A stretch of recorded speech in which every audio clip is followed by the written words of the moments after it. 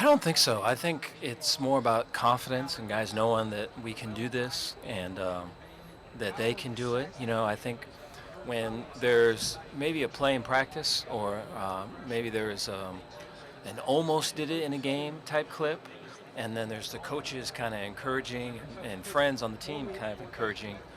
That only takes you so far, I think. I think when it can actually be done, and it's something that you can point to of like, hey, we can do this, you can do this, and this is what we're going to do. That's a whole other way of moving, and our team's moving that way right now, and so it's a good feeling to have. No, no. I try, we're on vacation, moving, and it's in the airports, and so my wife will kind of point, I'll go the opposite way, like that. If anything shows up on your phone, it's like, yeah, yeah.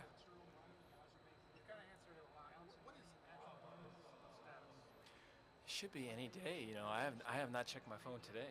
I'd anticipate someone would have told me if something would have happened, but it could be any time. It was the prior to July 4th to right after, so we're right in the meat of when we should know. So very hopeful we get some good news coming back. Yeah, yeah, hmm yeah.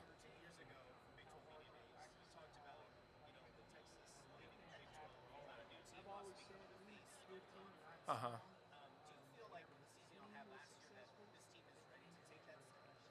Oh, I don't know. I mean, this team's got to be ready for having like a great run tomorrow.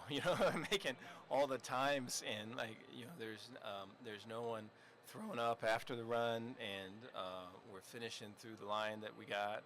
And so I think there's so many little things like that are really in turn big things. And I feel like the guys know that. I feel like our team knows that. I feel like the leaders that are here today know that.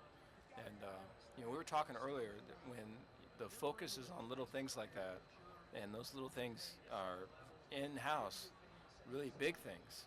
It's crazy how it can turn. I know for us in 21, it happened. Was talking with Kalani last year. It happened with his BYU team, where all of a sudden, kind of the uphill climb, tough stuff, became a downhill.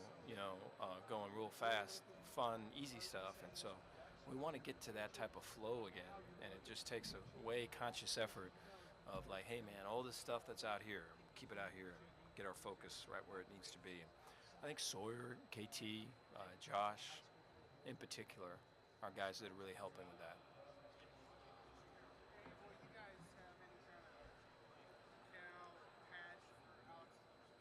We are, yeah. So we're still working on what exactly that's going to look like, but we're aiming to do that. I think, that whole, it's just the the the communication with his family and with our team and just the emotions that all go with that are ongoing, and so it's just such a sad thing, and so I think to have the ability to kind of have him with us and honor him in a way that's real respectful moving forward is something that we're looking at doing.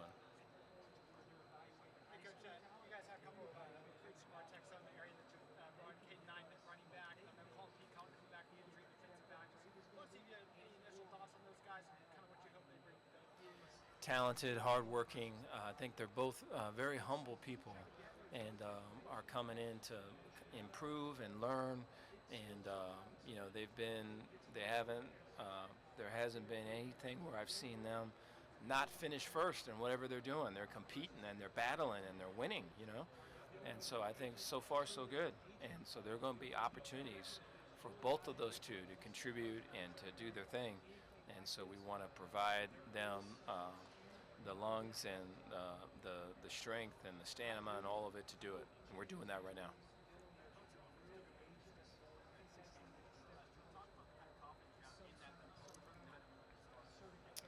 Yeah, I think anytime you do that, you kind of have to go, hey, so this is the success that we had, and this is with this group, and now we've got a different group. Even though there's returners coming back, there's a guy that was blocking and had success, but now he's a different person. This year is not last year, and so to find ways that we can kind of move the offense forward is something that Spav does a great job with, and I know that has been forefront for him, and moving people around, and so outside guys playing inside, inside moving outside, the more motion to get the matchups that we want. I think Sawyer, his ability to identify, the covered shell, right? People trying to play too high on them, and the tilt that they'll do to spin a safety down and seeing it, and a head nod and a glance goes to the X, and it's a missed tackle and it's out. Those are all things that I know just from seeing it in spring. It's difficult to defend, man. It's difficult to kind of get over to the other side of it, and so I think Spav and Sawyer, just their work together has made it to where they're a tough offense to get got. And so I think to continuing to isolate those matchups that they got, continuing to identify the pre-snap so that they can win on the post-snap is something that we're going to continue to push. Well, I think for them, it's like all these other things tie into that. I think like their ability when they're at their best, when they're double teaming and running off the ball, and there's tempo behind it. But I think to get to those situations, there has to be the explosive play, the momentum plays, everything else. And when I think of our line, I think of it's the 12th or 13th play of a drive, and ball carrier got 5 yards, and they're going to push them forward for an additional 3 or 4. And so to get to that phase, there has to be that first punch to kind of open to get the hands down, right, so that we can get the knockout shot up top. And I think these things that we're talking offensively is a way that we can do that and put the offense back in the running game where we can close stuff out.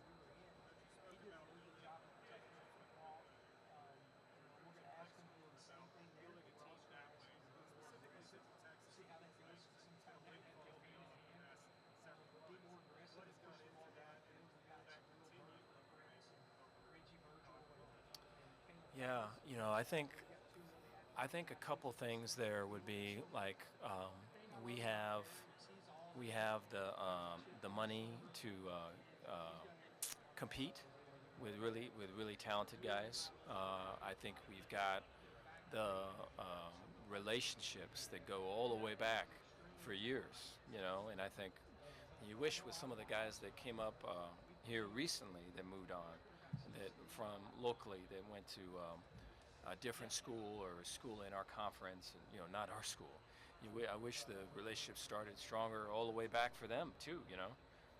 But while that was happening, we had really kind of our hooks in a lot of the guys that are coming up right now. So you're seeing some of the fruits of the labor of however many years of it going, of just the high school, the families, the kids, all of it. And so that's something that we want to be able to be so much better at, and it's been something that's been a failure for me and for us. And so to be doing a better job at it is a start, but we want to be at a whole other level with it. So we'll see. Obviously, a great game this season last year down the stretch, but how do you guard against, being slated 0-0 starting this year, and then when should you maybe take Yeah, it would be what happens when we play disciplined football, what happens when our best players play their best, when they show up. I think those are areas of growth for this team. I think I look at Michael Trigg, and I look at his ability to be such a playmaker, and there'd be a half here, there'd be a series there, there'd be a quarter over here. I look at Jackie Marshall, and Jackie would take over a quarter here, or he'd be in a couple series making plays there. But now, right, to get it to where we got to depend on Michael Trigg for 4 quarters all the way through. We got to depend on Jackie Marshall all the way through. And I think there's areas of growth for them, so to be the contributors that we need to be. So the focus is really on that, as opposed to any of the stuff from last year. If anything, if they did it, we can do it.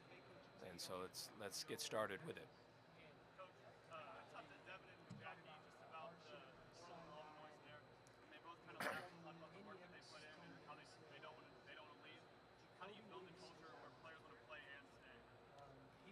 Yeah, that's hard. I think I think if you invest in players and you really do care about them, and you spend the time to kind of get the connection the way it needs to be, and you're on this journey with them. I wish that all of it would be like this, but a lot of it is like this. Especially with young people, and especially with life coming at them as fast as it comes. And so, I think like a lot of times the qualities and everything that it takes to build those relationships the strongest when it is like this could be an arrow pointing this way, right? To win immediately and to turn this thing around and to win right now and to kind of get the best quality team that you can. The arrows point that way. So that's hard. So you have to live in that world right there. And I think prior to it, a couple of years ago, we were living in this world. And so now to add this to it and then hold the tension of that, it's just really, really hard to do. And so I think, yeah, I mean, we probably, one of the reasons why I think we probably won 3 games was that connection that we had. Because all the time was spent on that. And so to have football and make football important and the monies that go into football and to really push that and then still keep the relationships has been, something we're trying to do.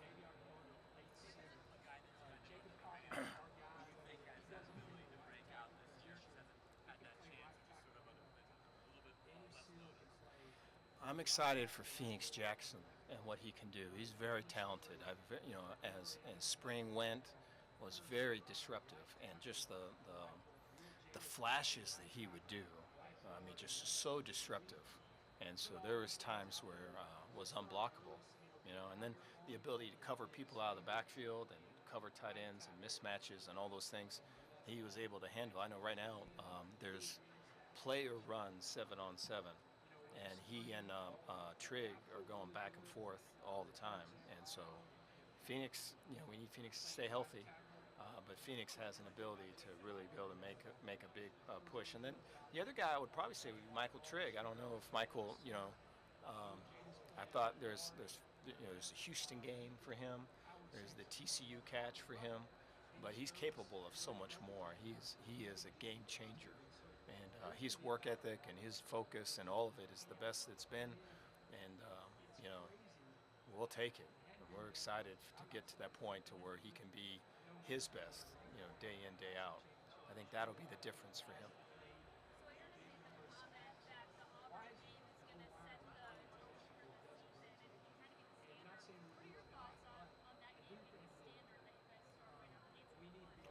Well, I could see that our guys probably feel that. I think there's urgency and intensity with how they're working this summer and how they're holding guys accountable and how they're, I think this past week there was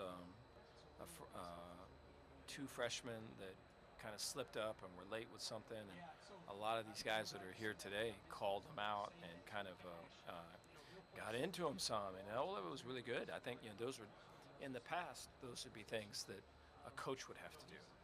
But now we're having players that are way out in front and doing it, and I feel the reason for that is all the growth of it. These guys have been here for a while, but 2 would be knowing what's right at the start of it. But I think for us, it's like the ability for that game to play well and then great move on to the second is always a positive. But if we play well and we don't come out with a win, there's an opportunity to know where we're at, to know what we got to improve. And then I think we've all seen that we can make corrections and we can make adjustments in a season. Would much rather do that in the beginning of the season than towards the end. And so I think that gives us a great chance to give it our best shot and go for a big-time win. But more than anything, find out where we're at and what we need to do.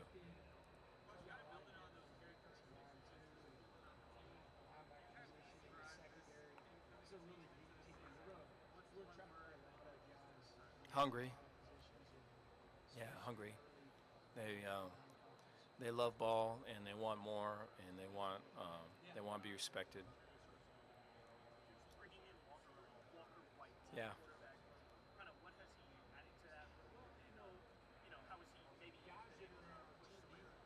Yeah, so Walker's a great physical presence, and he's got a great learner's mindset. I mean, there can never be enough for him, so he's always up trying to get more. trying to understand the whys and to master the hows, And then I think he and Sawyer is a great complement.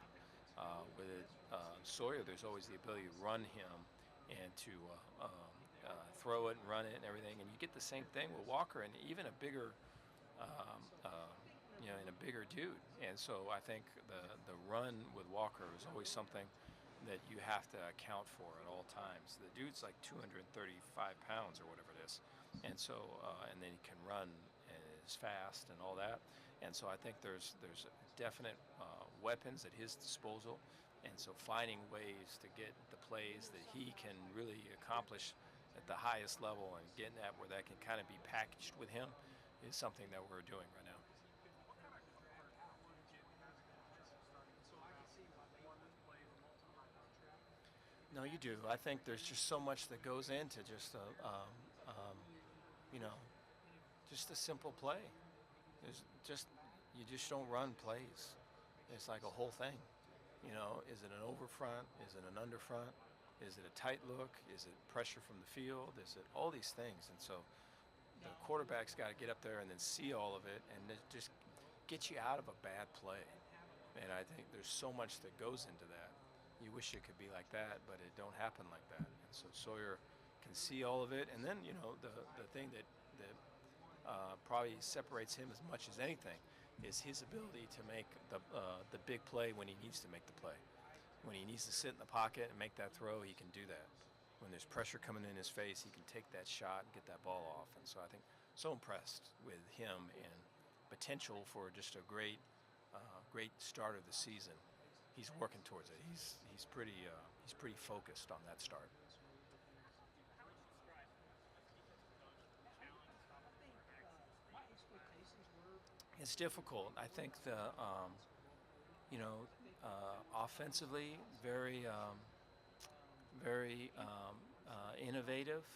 I think I was talking to a couple guys earlier. I think there's at other conferences I've been, there's plays that offensively you wouldn't call, or I didn't feel that they would call because of hey, if this doesn't work, this might come back and look bad for me or for us. And our people in this league have no problem calling those plays, and so it's just right out the gate. You're getting like the shots to the heart, and then I think along with that, you have the abundance of teams that are going for it on fourth down, and the analytics.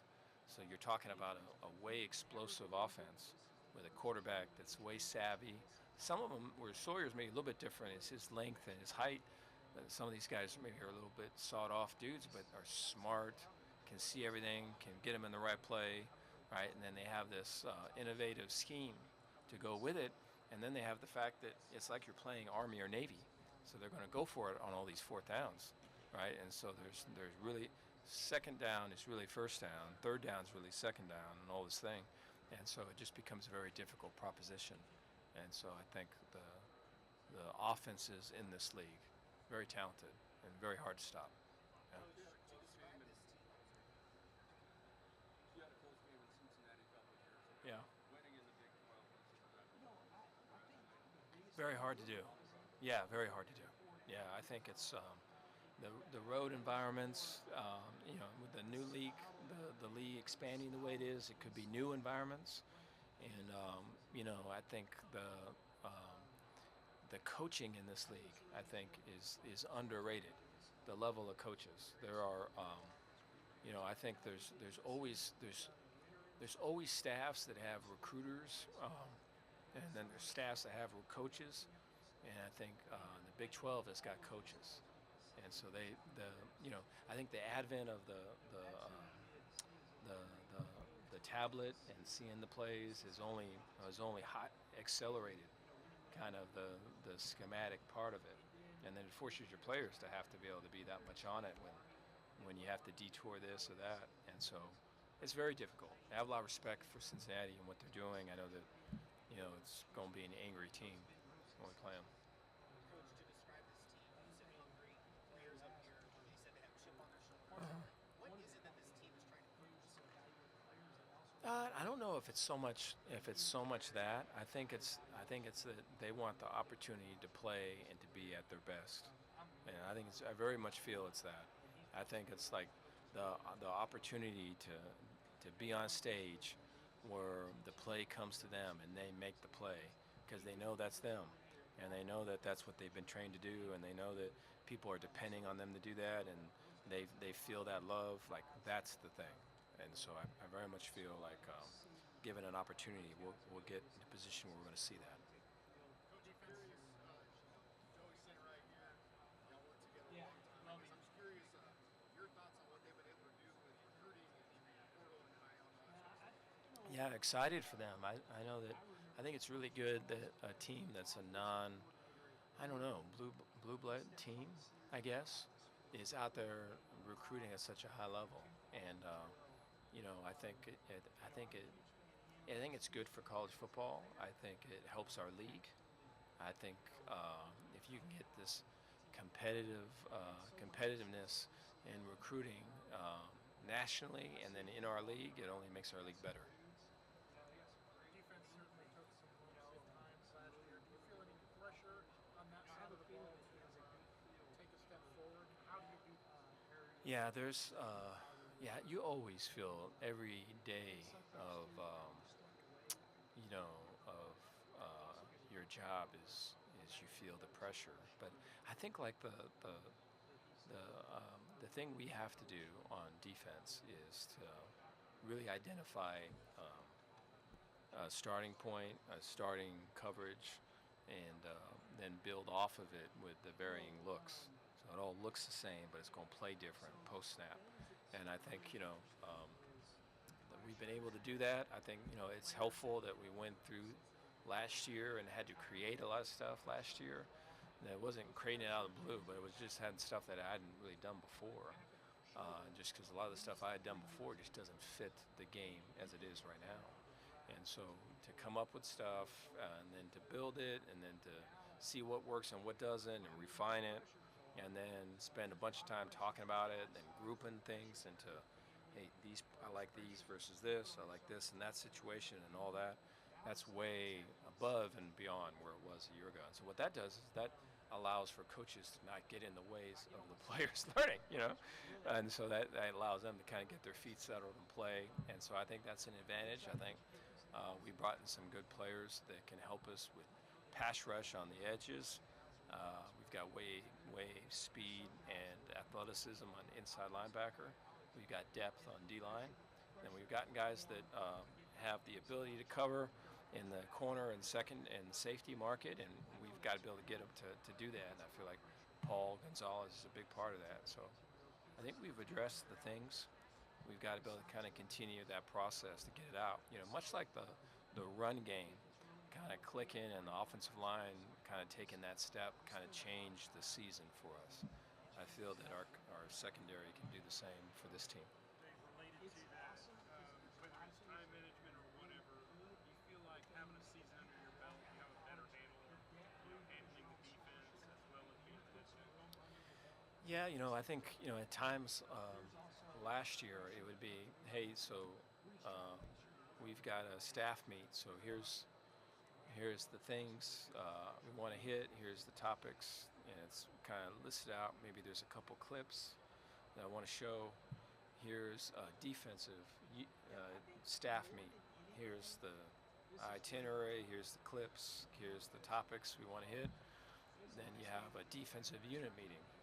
And here's the itinerary, here's the topics, here's all of it. Then you have a linebacker meeting. Here's so like that would all be on a page, and you'd have to make the cut-ups for each of those things. And I think if you could, I guess, go through it and just like, hey man, I got it up here, I'm just going to roll. But to have it all lined up is very time consuming, and you can drown in that. And so I think having done that and having to build off of stuff that went through what we did last year and kind of knowing what to do and what to stay away from, I think is very helpful going into this year. Dave, you don't lose many guys to the transfer portal, but you did lose Brendan Beck right after spring football. Yeah. How disappointing was that for you, and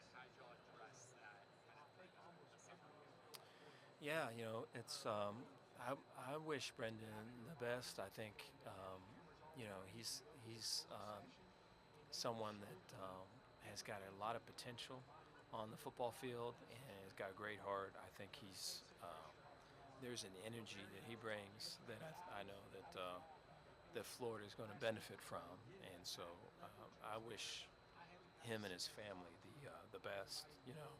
But I think we were able to get two defensive tackles. One as a nose, the other as an interior guy that could possibly play an edge. They're a little that came around that time, and so I feel good about those matchups. I think we've got, um, you know, um, you hate to say it, but we lost Alex Foster too, and so I just think like there's an opportunity for the guys that came in that can contribute because I feel like we're confident in what they can do based upon their film. But then there's going to be an opportunity for some of our guys that have been in the system, that have been on the team, to take that next step and play. And so we're really trying to push towards that, whether it's a Tizino or someone like that, to be able to take that next step. And I think Cooper Lance moving outside is probably a better fit for him than where he's been inside. So we're counting on those guys being able to play some valuable minutes and contribute. But I feel good about our depth. I don't think that's going to be an issue. I think I haven't been at a school where you've got three nose guards that you feel really strong about playing at any point in time. And so I think we have that now. Like DK Kalu would be a guy that has been here, that it's his time to kind of step up and play. And so I think we're in a good position up front. Yeah. A lot of coaches talk about scheme personnel. What do you think the percentages are? What makes a defense more effective? Is it scheme personnel or equally Personnel. personnel? Yeah. And is Baylor where they want to be from a personnel standpoint on defense? Yes, we're the closest that we've been. Yeah, I think the depth that we've got is the best that it's been. I think I feel like front seven wise, and then secondary wise, I feel that there's talent there. There's the ability to kind of take that next step with certain groups. There's a confidence level that's got to be able to come through, and I think as coaches we got to find the right buttons to push to get to where our guys are playing confident. Like Sawyer was made such a push towards the end of the season. It had a lot to do with confidence. Our O-line was blocking people, and 6 yards down the field had a lot to do with confidence, And so I think we've got to be able to have that, especially in the back end in our defense. Last thing I want to say, a number of the players the defensive players, mentioned how confident they are in their teammates' ability. Yes. With them being together a pretty short time when the transfers come in, where did that confidence come from in the ability of their teammates? I think they compete every day, and so they see them every day, and they see the wins, And if it's a loss, they see what they could do better, and they're always vouching for them. And so I think, for us to show up and kind of be that guy on Saturday, to have the ability to do that at some point prior to that, you have to be that guy. It doesn't just come out of nowhere. And so you have to kind of be that guy somewhere. And so the more competitive practices, the more intentional we are with those matchups, then we bring that guy out. Yeah, that was something that I know when that came up. I knew that was a part of what TV contracts and everything. I think that was something that initially I tried to see, is there any possible way we cannot do this? And so there wasn't a way.